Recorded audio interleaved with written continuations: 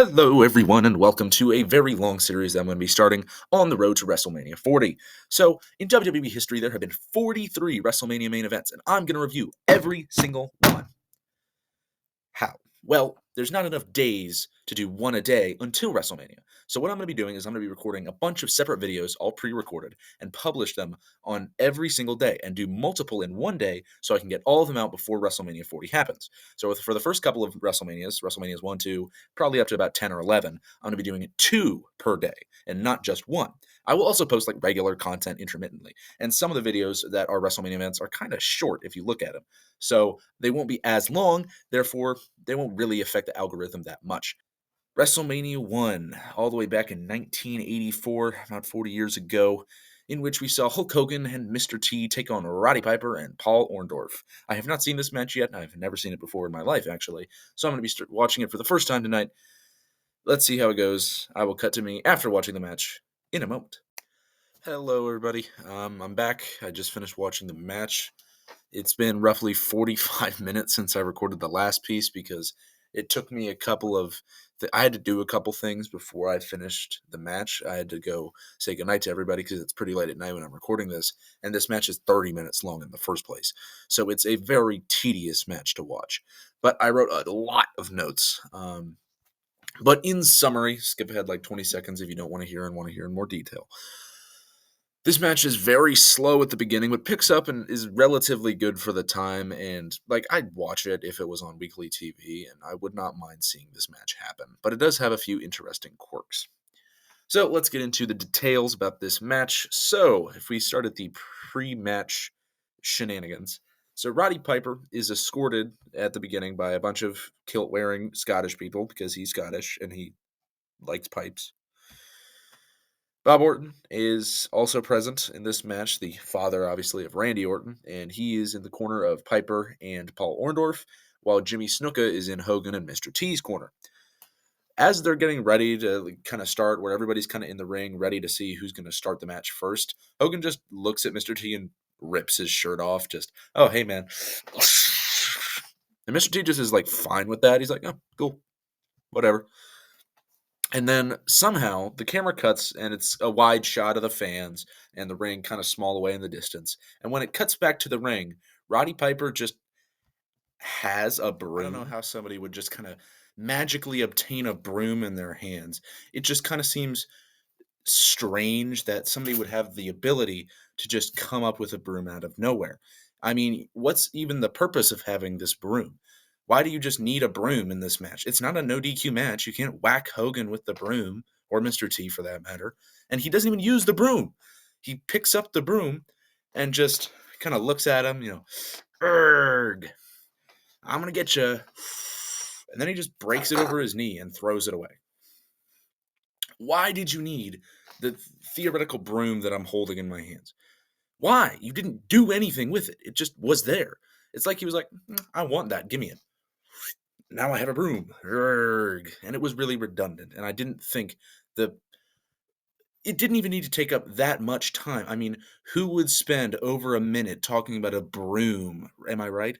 And, really, it was just plain old redundant. But getting into the actual match here, just as a predecessor, in the first 2 minutes of the match, there is no wrestling whatsoever, and everybody becomes legal at some point. It starts with Orndorff and Hogan, and Piper's talking to Orndorff like, tag me in. And Orndorff doesn't want to, but a minute in, he's like, okay, tag. And then Hogan's getting ready to fight off Piper. Mr. T's like, hey, tag me in. Hogan's like, okay, tag. And then they start the match. Why? Why did you need this? This is more just redundant stuff. Why? Just if you're going to have that happen, have Piper and Mr. T start the match, or just do it with one of them. Why do you have to do it with both and take up 2 minutes of my time that I'm never going to get back? This match was so boring. This match is slow. This match is like a solid 7 minutes at the beginning, at least, of literally nothing going on. The quality of the wrestling they're putting on. Yeah, it's the 80s, so what? But, this is the, type of wrestling they're doing. Ooh. Ooh. Clubbing blows. Oh. Ooh. He's going to pick him up. Oh, he dropped him over his back. And that's the first like 7 minutes of this match. And then as I typed the note, this match is really slow. The match immediately decided to pick up pace. Oh, he's making fun of us. We need to go faster. So everybody gets in the ring. They're starting to brawl. And Bob Orton, who is, again, at the side of Piper and Orndorff, he kind of puts one leg in the ring. He's kind of like, hey, why is this all going on? He does that thing that heels do sometimes now, where when they're getting ready to kind of enter a ring, this is the ring rope. They'll kind of put most of their body through, keep one leg out, argue with the ref, and then they'll leave like, whatever. And then Snuka, instead of doing that, he just decides, I'm going to go to the top rope and do literally nothing. Climbs to the top rope. He's ready to jump off, and he just kind of hops down and is like, whatever, and leaves. What is the point of this? It's so... Ugh. This match makes me angry physically and mentally. Then, instead of, continuing with the match and deciding what to do, Piper just says, nah, I'm good, and leaves. Piper, Paul, and Orton all just leave. They leave, and they're like, nah, I don't want to take part in this. Goodbye. And they decide to leave for 30 whole seconds. Another 30 seconds of my life I am never going to get back because of this match. Because they decide to leave for an entire 30 seconds. They're going to get counted out, but Hogan says, no. I don't want to take a count-out loss now. I want to get a definitive win over these guys. And says, come on. And Piper, instead of thinking, I'll just, whatever. I don't need the win. I don't really want to get beat up by these guys. I'm going to leave. He just like, whatever. I'll follow Hogan's instructions. I'm going to get back in the ring, Why? This match is going to make me cry. It does get a little bit better going on. Mr. T becomes legal, hits a body slam on Piper.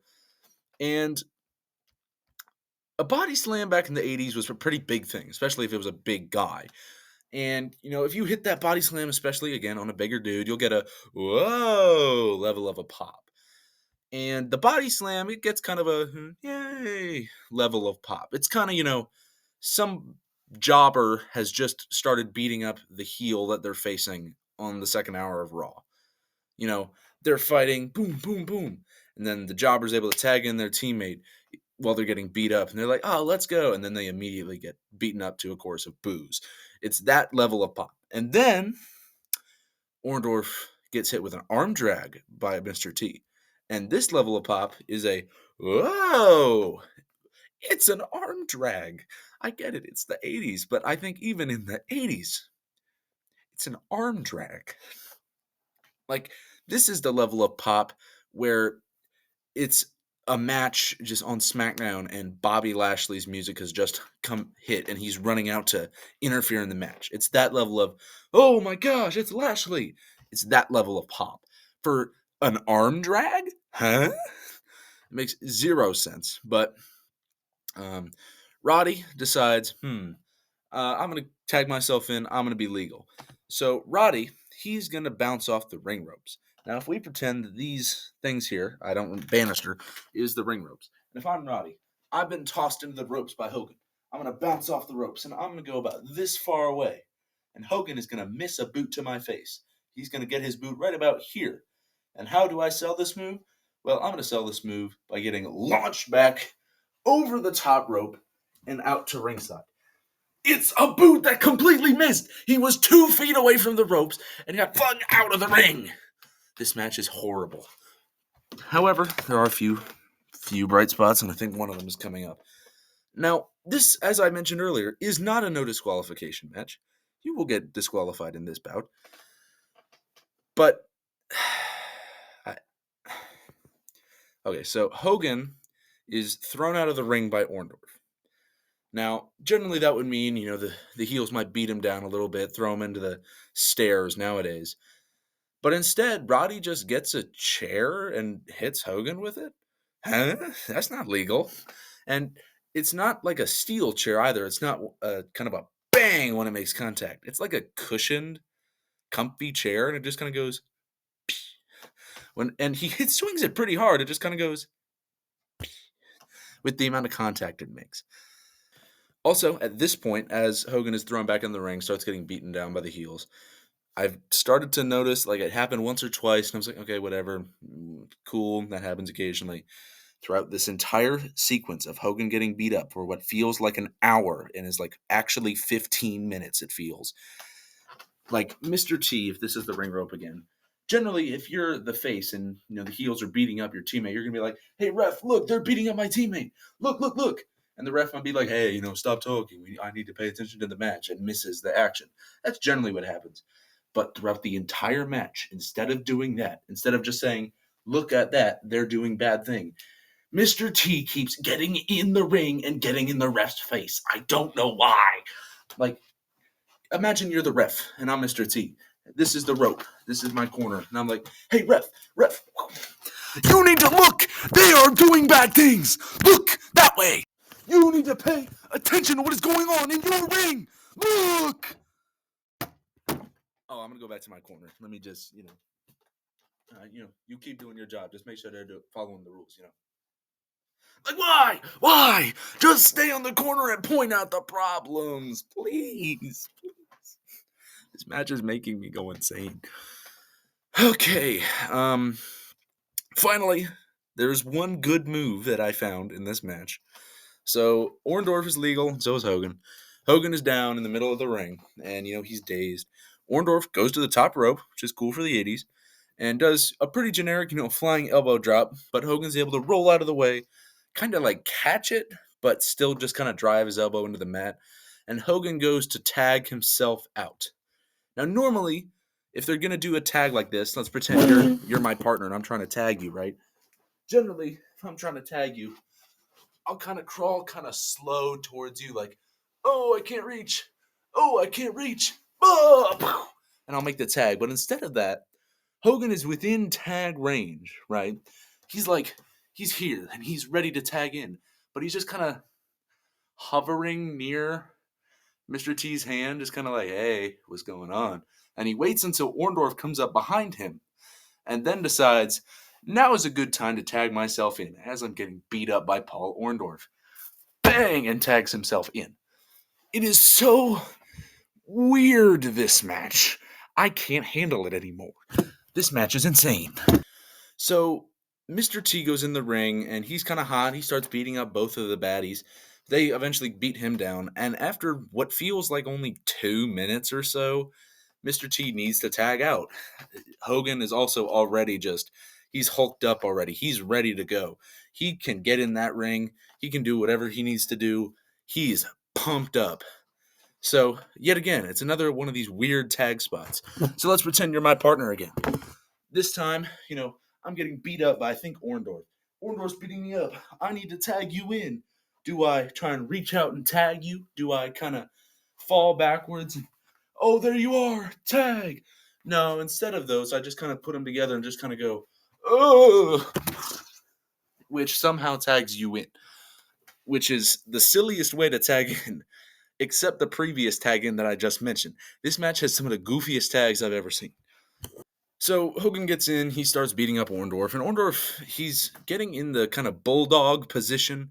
Hogan's got his head locked in. He's ready to perform the bulldog, but Orndorff is able to counter and do a back suplex. Honestly impressive. I'm actually quite pleased by that. This really starts the end of the match for the good guys. So Orndorff has Hogan in the hurt lock full Nelson position, and Piper's ready to run in with a forearm and hit him right in the face. Since Hogan's arms are stuck, he can't block it. But Mr. T's able to push Piper out of the way so he doesn't make contact. So Orndorff turns around to face Bob Orton, who's on his team, who's climbed to the top rope and is ready to hit Hogan with his cast, which he always has on even though he doesn't have a hurt arm. So he leaps down to hit with the cast and misses, hits Orndorff in the head. He's like, "Ah!"